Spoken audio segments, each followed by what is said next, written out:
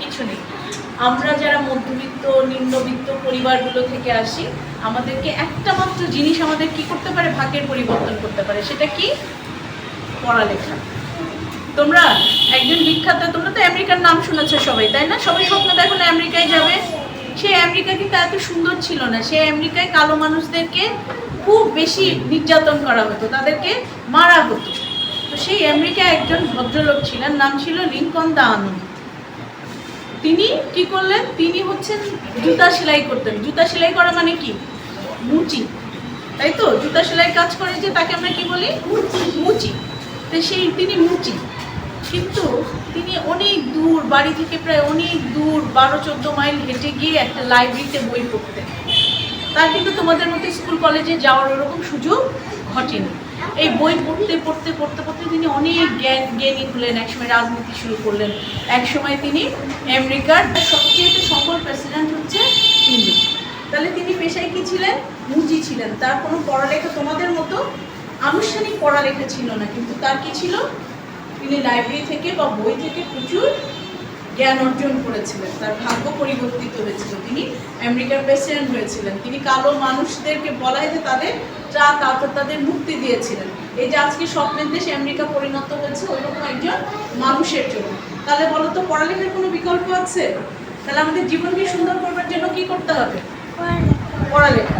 আমরা যদি ভাবি যে আমাদের এই ছোট্ট জীবনটাকে ভালো ভালো কাজ দিয়ে, সুন্দর সুন্দর কাজ দিয়ে সুন্দর করবো, তাহলে অবশ্যই আমাদেরকে পড়ালেখা করতে হবে। এখন আমরা অনেকেই ভাবি যে এই যুগে পড়ালেখা দিয়ে কি হবে, তাই না? কারণ কি আছে আমাদের কাছে? ইউটিউব আছে। কিছু হলে আমরা কি করি?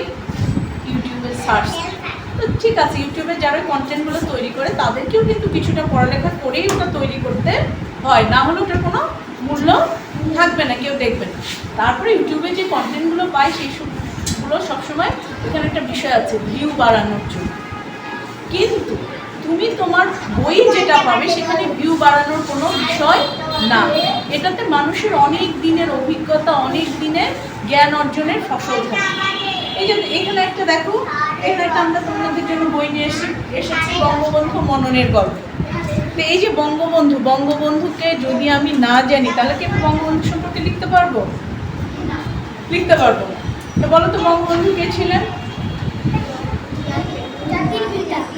অর্থাৎ এই যে আমরা একটা স্বাধীন দেশে বাস করছি, এই যে আমরা স্বাধীনভাবে কথা বলতে পারছি, এই যে অনুষ্ঠান করতে পারছি, স্কুল কলেজে আসতে পারছি, এই লোকটা জন্ম না হলে সেটা হতো না।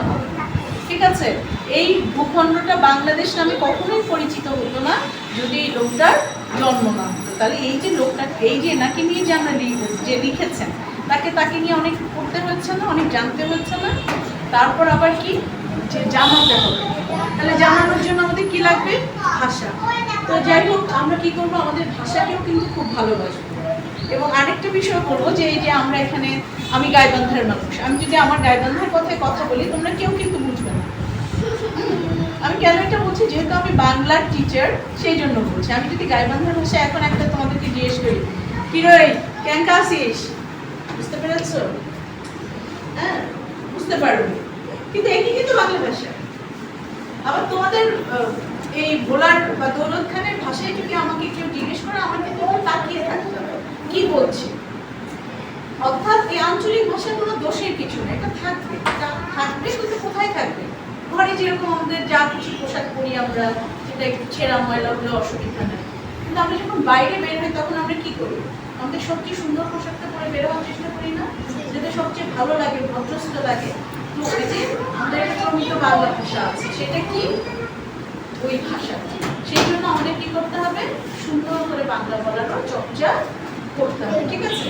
তুমি ঢাকায় যখন যাবে, তুমি যখন ইংল্যান্ডে যাবে, আমেরিকায় যাবে, যেখানেই যাও, পৃথিবীর যে কোনো প্রান্তেই যাবে, তোমাকে কিন্তু চিটংয়ের একজন মানুষের সাথে কথা বলার সময় কি করতে হবে? এই বাংলায় কথা বলতে হবে। চিটংয়ের যদি ভাষায়